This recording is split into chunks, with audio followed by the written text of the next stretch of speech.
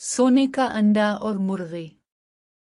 बहुत सालों पहले किसी गांव में राजू नाम का एक लड़का रहता था।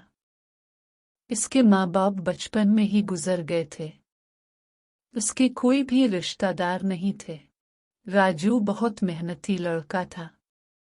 इसका एक छोटा सा घर था। वो दिन भर काम करके इस काम में से आए हुए पैसों से ही अपना गुजर बसर करता था। अगर राजू को काम ना मिलता तब भी वो खुशी खुशी रात को अपने घर वापस जाता और पैसे न होने की वजह से पानी पीकर ही सो जाता।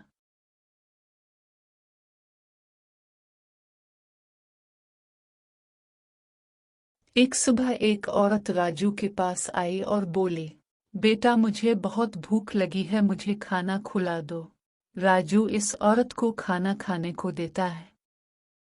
औरत राजू की नेक दिल्ली से खुश होकर राजू को एक मुर्गी देती।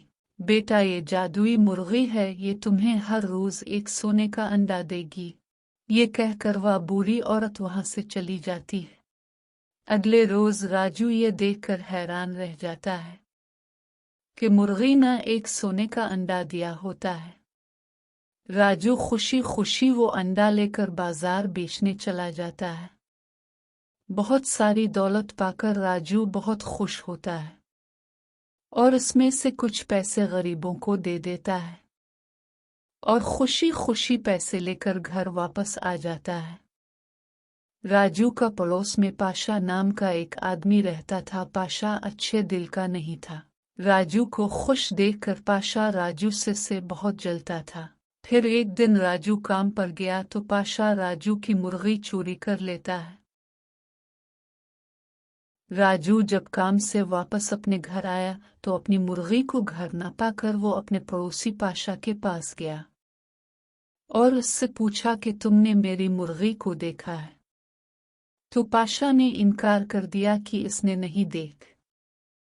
रात को पाशा मुर्गी के पिंजरे के पास ही सो जाता है और अगले दिन ये देखकर हैरान रह जाता है कि मुर्गी ने एक सोने का अंडा दिया है। पाशा अंडे को बाजार में बेच आता है और इससे मिलने वाले पैसों से पाशा बहुत खुश होता है।